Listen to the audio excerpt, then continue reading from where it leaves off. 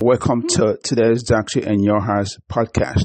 Today, I am going to be talking about immunizations or vaccinations in children. We're going to be discussing about what parents should expect when starting their babies on vaccinations or immunizations.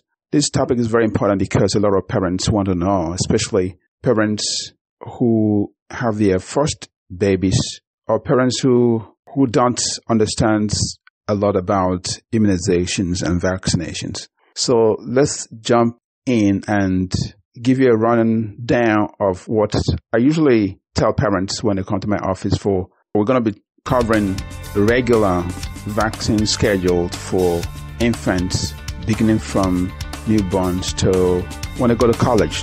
So the first shots baby gets when they are born is hepatitis B vaccine. And this hepatitis B vaccine is usually given in a hospital before the babies go home. Within 12 hours of birth or within a day of birth, 24 hours, babies would have gotten their hepatitis B vaccine in the hospital, and babies get that before they go home. So hepatitis B vaccine is the first shot babies get before they leave the hospitals after birth. The rest of the shots are given in pediatric offices when they come for regular visits.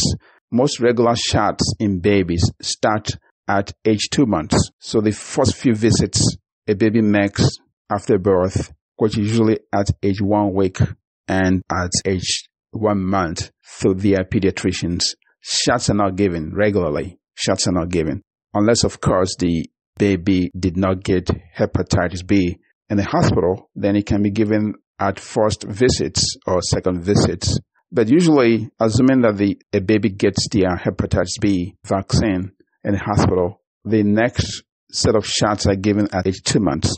So the way the shots, regular shots go are shots given at birth. Thereafter, shots given at age 2 months and at age 4 months and at age 6 months of age. Thereafter, there are sets of shots given at age 12 months and at age 15 months and 18 months of age. After those set of shots, there is a gap between age 18 months until a child is 4 years of age when they get other sets of shots. So at age 4, there are sets of shots given. Thereafter, there are no shots given until age 11. And at age 11, there are sets of shots given as well. Once a youth gets their 11-year-old shots, no shots are given until they are about 16 years of age or 17 years of age and until they go to college. These are the routine vaccine schedules that's used in the United States. Depending on where you are located, shots might be different depending on what diseases are prevalent in areas of the world where you live. But in the United States, regular shots are given as stated a minute ago. I have not included flu shots here because flu shots are given every year. Starting from age 6 months, a baby can get flu shots and then get it every year at 2 years of age, 3 years of age, 4 years, and so on and so forth.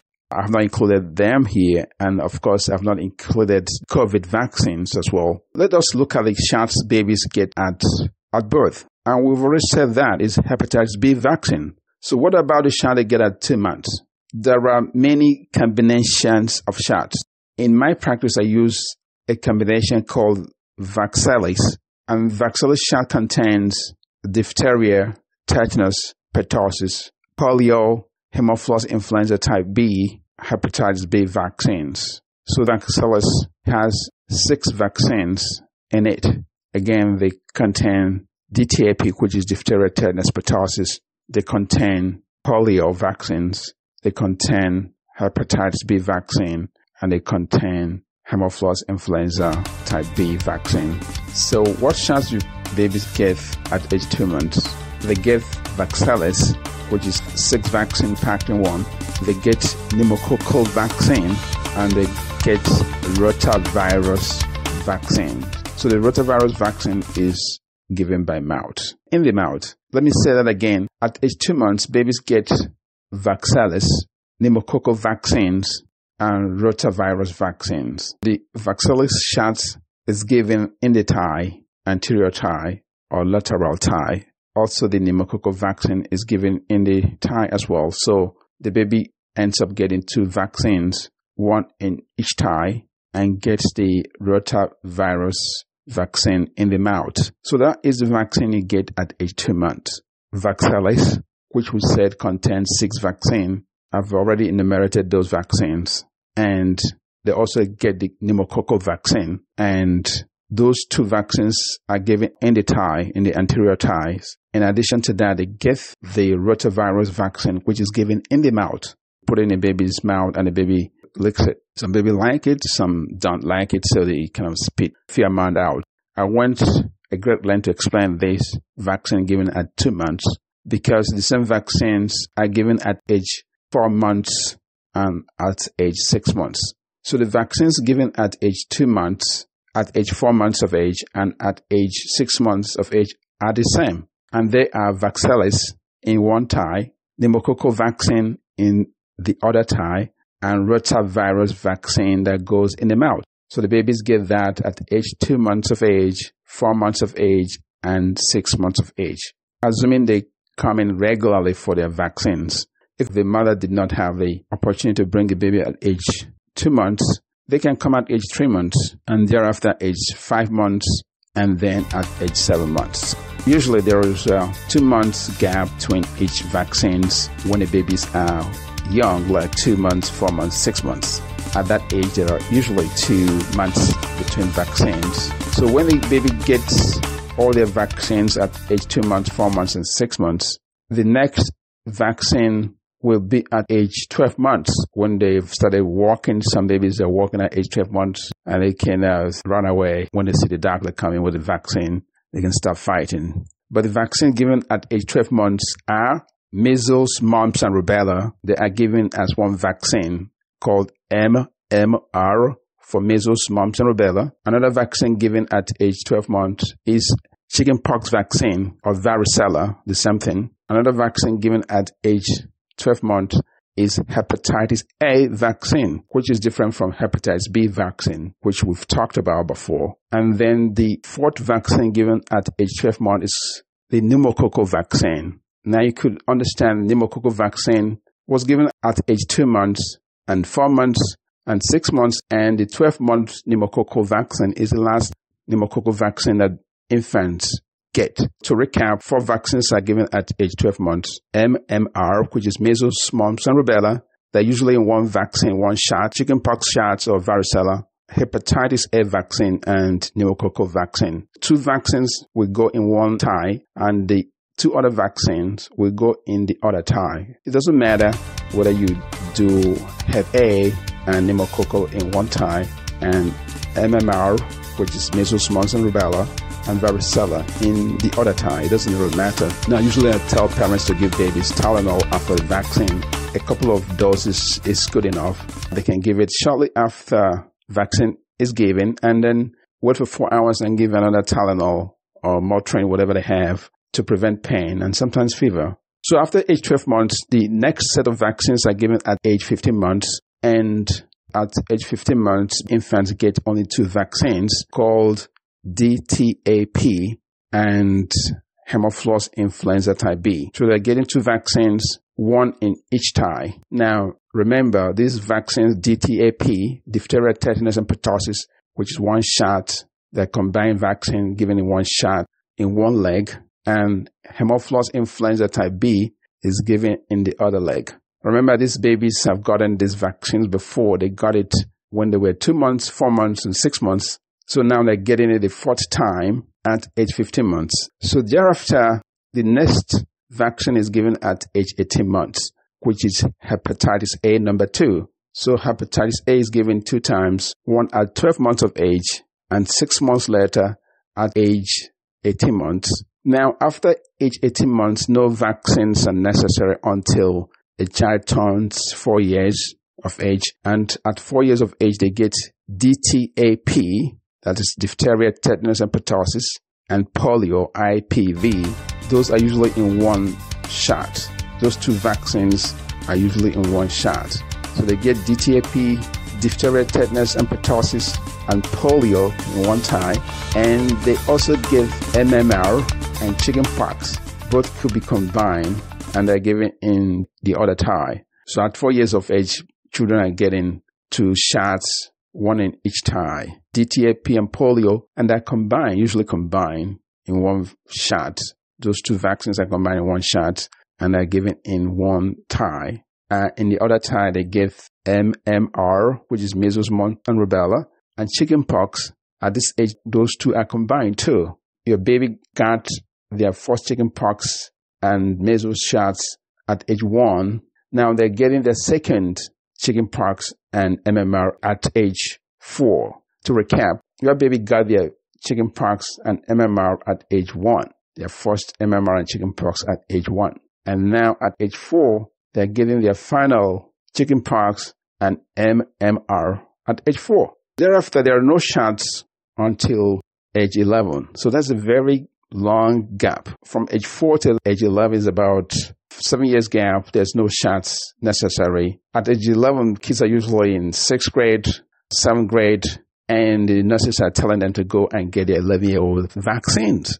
So a whole bunch of kids come in for vaccines at age 11 because there are sets of shots at that age. And the sets of shots at age 11 are Tdap, I'm going to explain that, HPV, and meningococcal vaccine. The Tdap is T for tetanus, D for diphtheria, and AP is for acellular pertussis. So at age 11, they're getting Tdap. I would say 1 shot, but tetanus, diphtheria, and pertussis. So Tdap, 1 shot, meningococcal vaccine, which is another shot, and human papillomavirus vaccine. So that's the first time they're getting human papillomavirus vaccine, and that is the first time they're getting meningococcal vaccine. And they are getting HPV number 1. HPV is given 2 times, one at age 11 years, and the other 6 months later, which is 11 years, 6 months. So once the 11-year-old vaccines are done, the next vaccine set is when a child or an adolescent is at age 16 or 17. That means 5 years later. At this time, most kids are trying to go to college, or they're seniors in high school. They're applying for college. They have jobs. The vaccine given at age 16, 17 will be the second meningococcal vaccines. And at this time, you can also introduce, at age 16, 17, you're getting your second regular meningococcal vaccine. There are 2 types of meningococcal vaccines, the regular one and the Group B meningococcal vaccines. So at age 17 or 16, we can introduce the meningococcal B vaccines. And that vaccine is given out 2 times, one at 17, and 1 month later you can get the second dose of meningococcal B vaccines. It's a little bit confusing, but meningococcal vaccines are usually 2 types. The regular meningococcal vaccine that is given at age 11 and 5 years later at age 16 or 17. And the several Group B meningococcal vaccine that is given at age 17 and then 1 month later at age 17 and 1 month. After that vaccine, a child or an adolescent is pretty much done with the vaccines until they become an adult. This is a schedule recommendation only. It does not mean that if a child misses a vaccine at a particular age, they cannot get it later.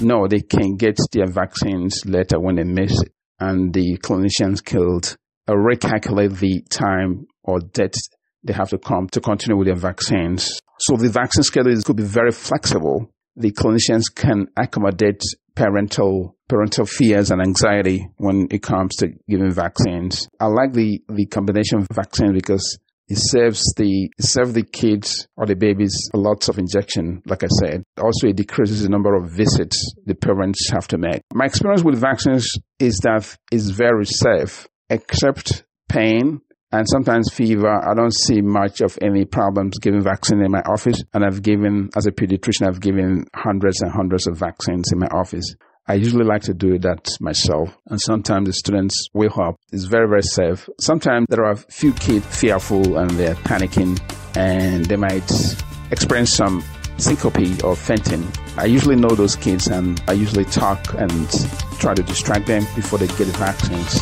I expect parents to take their kids to get vaccines because it prevents a lot of childhood infections and adult infections as well. In the next podcast, I'm going to talk about the diseases that these vaccines prevent. My recommendation is for parents, no matter where you are in the world, take advantage of vaccines, childhood immunization or vaccination, and take your infants, babies, youth, adolescents to get immunized because it's going to save them from a lot of diseases down the road.